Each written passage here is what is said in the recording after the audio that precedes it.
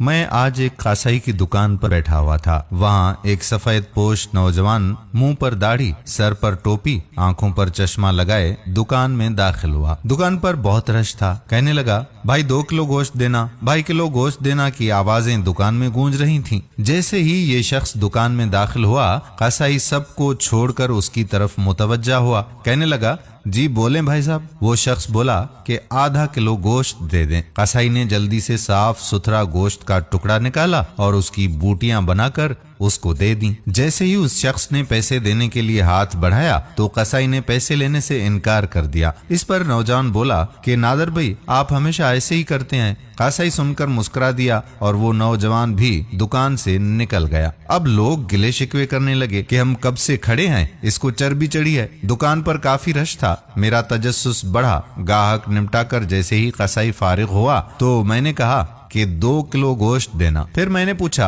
कि थोड़ी देर पहले आपके दुकान पर जो शख्स आया था, आपका कोई रिश्तेदार है क्या? सारे ग्राहकों को छोड़कर आपने सबसे पहले उसको गोश्त दे दिया। कसाई मुस्कुराया और बोला, जी नहीं। मैंने तजस्सुस में पूछा, तो फिर? कसाई बोला कि वो मेरी मस्जिद के इमाम साहब हैं। जो शख्स मेरी आखिरत की फिक्र में रहता है, मेरी नमाजों की जिम्मेदारी ले रखी है, मेरे बच्चों को नमाज और कुरान पाक सिखाता है, तो क्या मैं उसके साथ अच्छा सुलूक ना करूं? मैं बोला, ओह अच्छा, मगर तुमने उससे पैसे भी नहीं लिए? तो कसाई बोला कि क्या तुम्हें नहीं पता कि मस्जिदों के इमामों को क्या दिया जाता है? इतने का तो आप महीने का सिर्फ सिगरेट ही पी जाते हो। मैं बोला, बात तो तुम्हारी सच है। कसाई कहने लगा कि भाई ये हमारी कौम का सरमाया है, इनको बचाना हमारा फर्ज बनता है। बाजार के सब दुकानदारों ने ये मुतफिका फैसला किया है कि मौलाना साहब से कोई पैसे नहीं लेंगे। सिर्फ मैं ही नहीं, ये जनरल स्टोर वाला,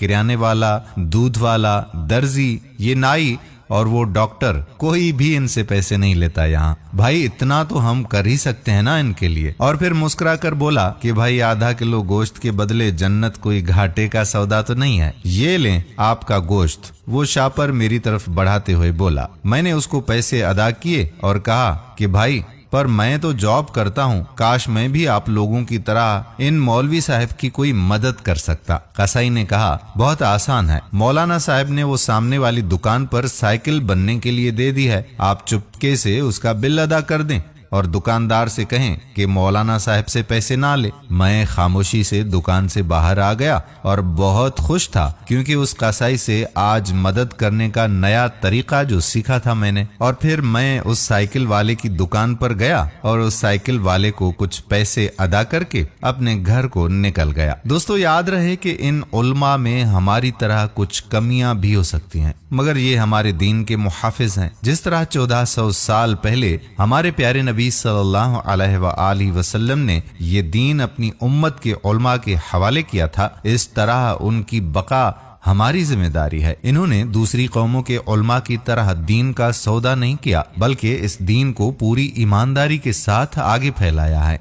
आए हम भी उनकी इस तरह से मदद करें जैसे उस कसाई ने हमें सिखाया। उम्मीद करते हैं कि ये प्यारा पैगाम आपको जरूर पसंद आया होगा और इस पैगाम को आम करने में हमारी मदद करेंगे। इस वीडियो को शेयर करेंगे। आने वाली वीडियो तक आपका अपना मेजबान कादिर बख्श कल्होड़ो आपसे इजाजत चाहता है। अपनी दुआओं में याद रखिएगा। अल्लाह हाफिज।